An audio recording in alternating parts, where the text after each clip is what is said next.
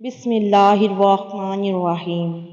ناظرین، حضرت be be Fatima رضی اللہ تعالیٰ عنہ اللہ تعالیٰ کے پیارے نبی صلی اللہ علیہ وآلہ وسلم کی لاڈلی بیٹی اور حضرت علی کی بیوی اور حضرت حسن اور حسین رضی اللہ تعالیٰ عنہ کی والدہ ہیں۔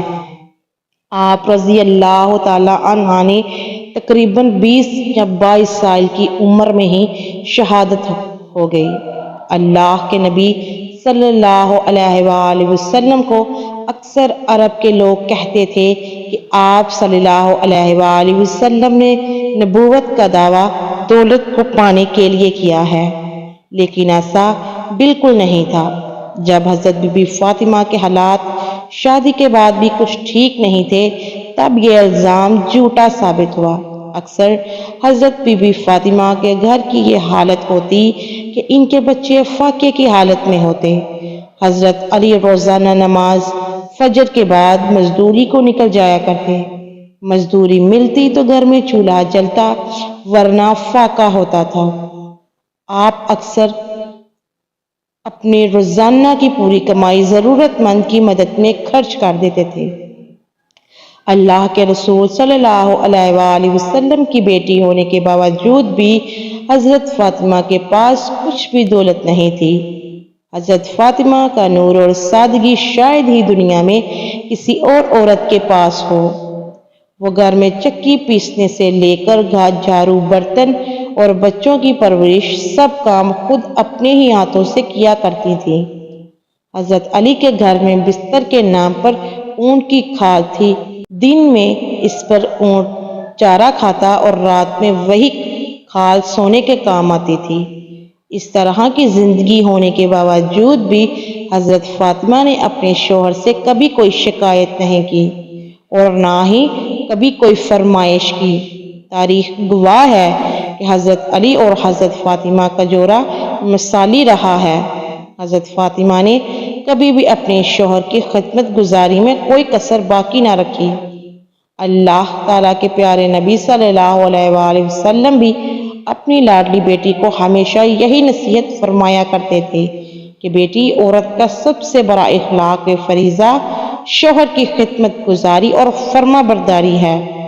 آپ صلی اللہ علیہ وآلہ وسلم نے اپنے داماد حضرت علی سے بھی یہی کہا کہ آپ مجھے بہت عزیز ہو، فاطمہ بھی مجھے بے حد عزیز ہے، ہمیشہ میری بیٹی فاطمہ کے ساتھ اچھا برتاؤ کرنا۔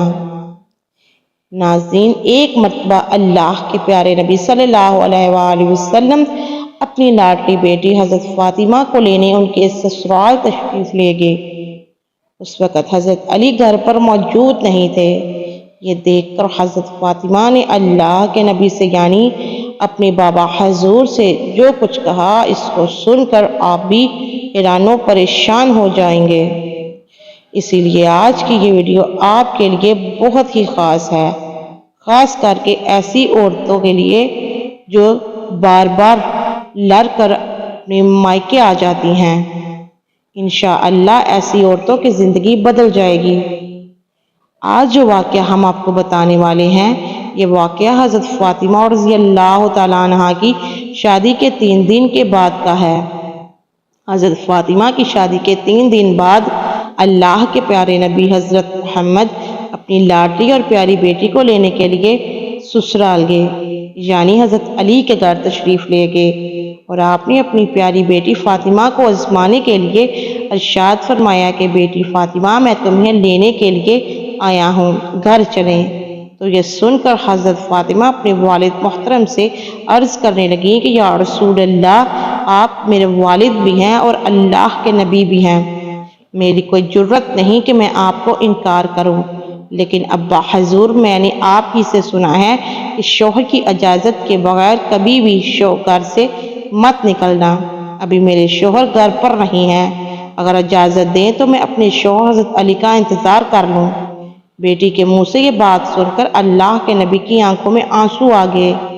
آپ نے اپنی آہٹ کو سمیٹا اور پھر اللہ کے رسول وہیں پر کچی زمین پر دیوار سے ٹیک لگائے ہوئے بیٹھ گئے اور حضرت علی کا انتظار کرنے لگے۔ اس دن سے یہ بھی بڑی عجیب بات تھی کہ اس دن حضرت علی بھی گھر بڑی دیر سے آئے۔ جب حضرت علی گھر آئے تو آپ نے دیکھا کہ گھر میں اللہ کے نبی کچی زمین پر دیوار سے ٹیک لگائے ہوئے بیٹھے ہیں۔ یہ دیکھ کر حضرت علی بڑے حیران ہوئے۔ اتنے میں اللہ کے نبی حضرت محمد نے اپنے داماد حضرت علی سے پوچھا، اے علی، اگر اجازت دو تو میں اپنی بیٹی فاطمہ کو گھر لے جاؤں۔ یہ سن کر حضرت علی پھوٹ پھوٹ کر رونے لگے اور عرض کرنے لگے، یا رسول اللہ، میرا رنگ روپ کچھ بھی نہیں، میری آج جتنی بھی عزت ہے وہ سب آپ کے قدموں کی برکت سے ہے۔ رسول اللہ، پھر میں آپ کو کیسے اجازت دوں؟ یہ کیسے ہو سکتا ہے؟ یہ سن کر اللہ کے نبی نے ارشاد فرمایا، اے علی، میں نے فاطمہ کو سکھایا ہے بیٹی کبھی بھی شوہر کی اجازت کے بغیر گھر سے نہ نکلنا، ہمیشہ شوہر کی اطاعت کرنا۔ اسی لیے فاطمہ کہتی ہے کہ ابا جان، جب تک اپنے شوہر حضرت علی سے گھر جانے کی اجازت نہ لے لوں تب تک میں گھر نہیں جاؤں گی۔